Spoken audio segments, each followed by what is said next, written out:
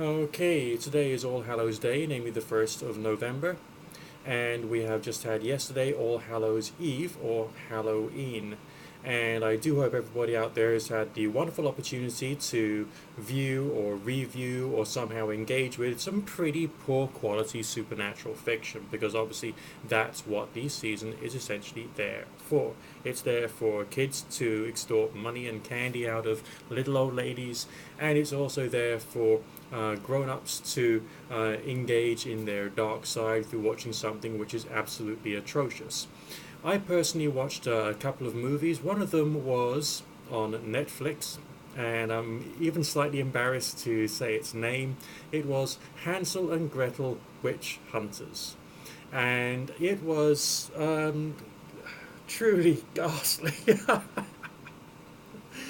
Seriously, I mean, it followed the formula, the standard like run-of-the-mill action movies of this particular era, sort of like post-Buffy era, with some sort of Matrix-esque stuff and Matrix-esque effects thrown in, with an awful lot of CG cool effects, and it was pretty ghastly.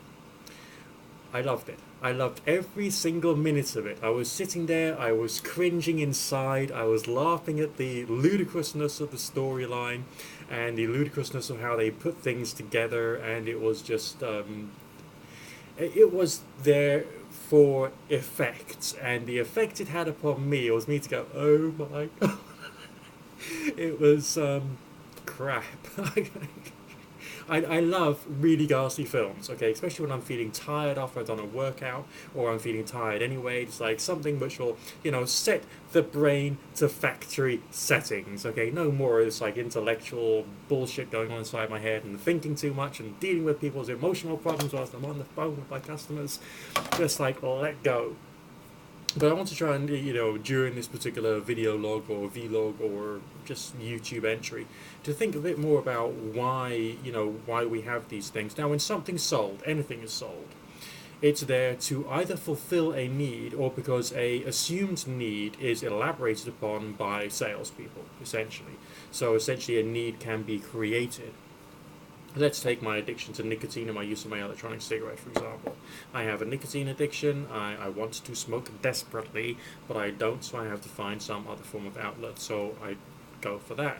I drink tea because our culture says that tea is, what we drink, and on top of that, I feel the need for something to perk me up so I can get on and do my work. It is sold, it fulfills a need, therefore, the need is fulfilled in me when I consume it. What about media? All right, media does not have physical presence. It does not have something which affects the body. It's not something that you wear so that you don't get cold when you go outside. It has no practical use whatsoever.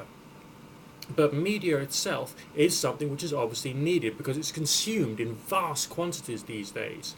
There's Love Film, there's Netflix, there's YouTube, there's Blog Talk Radio, there's TuneIn Radio Pro, and I can listen to live jazz from New York City on my phone with me living in the United Kingdom. It's all over the place. There's millions and millions of websites and blogs and news out there, and people, expressing ideas and communicating like crazy. All right? And obviously, if you're being on YouTube, if you've been around, you'll know that there are some people who broadcast some particular messages and they latch into a certain social demographic, okay?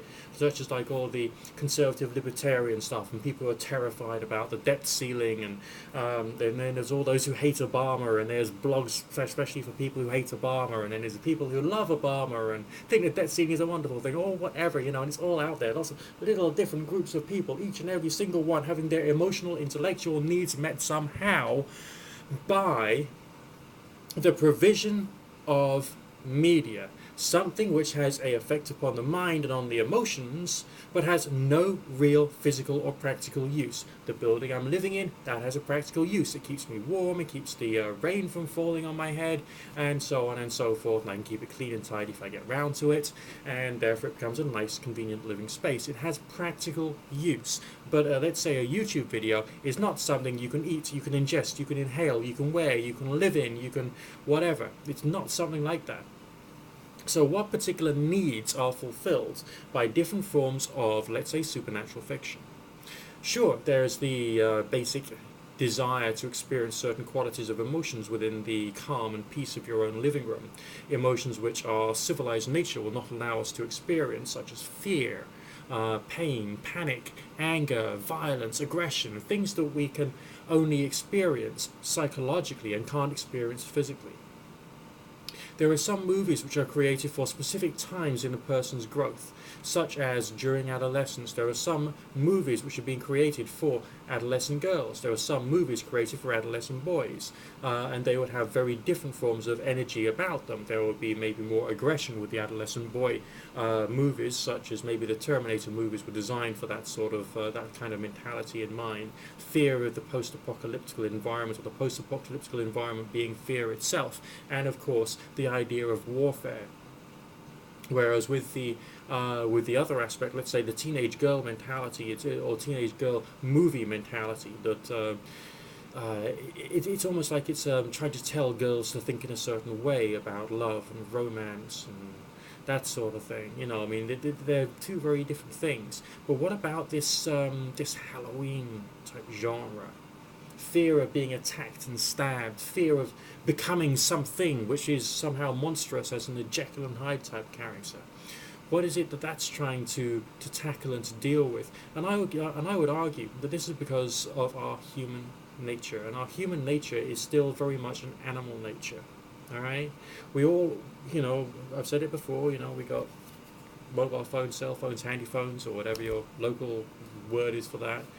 Computer technology, we all, you know, we're in a science fiction world right now. Okay, we're all communicating via little boxes on our desks.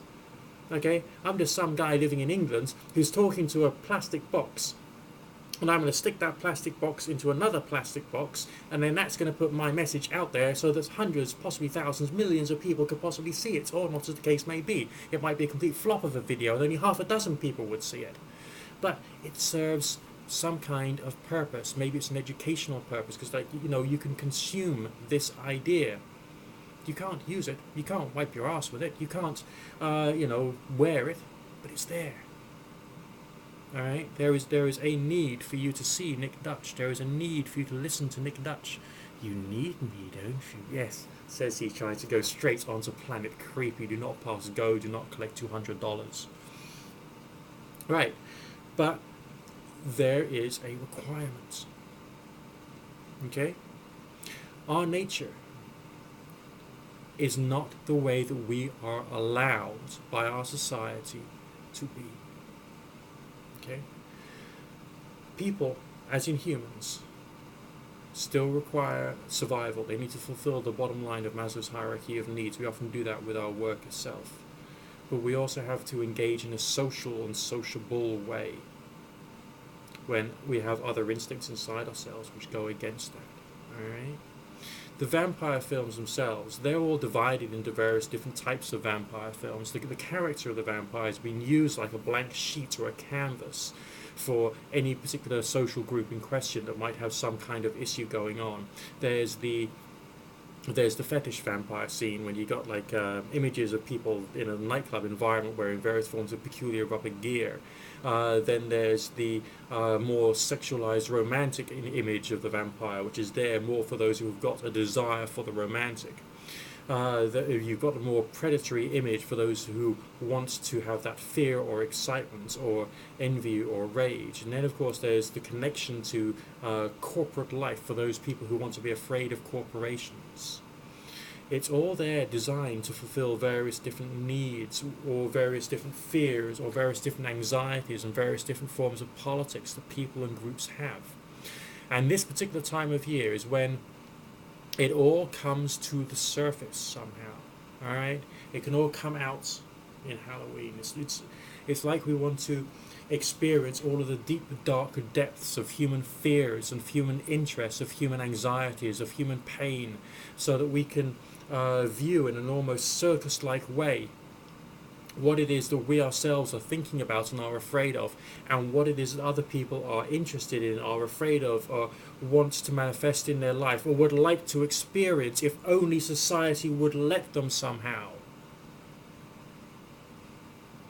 So, when you're looking back over the movies you've watched during the Halloween season, think about it. Think about who they were written for. Think about why they were created. Think about what it was they were trying to achieve and what kind of emotions or identities they were trying to touch. And also try and carry that kind of understanding forward to any other movies that you see during the rest of your 12 months, and especially as you come up to next Halloween in 2014. But also think about the other high holidays that we have, such as Christmas, New Year, for those of you in America, Thanksgiving, and how all of these connects to various different human needs, and analyze the characters in the movies that you see so you can try and get a bit more of an intellectual, introspective understanding of yourself, as well as those you come across on a regular day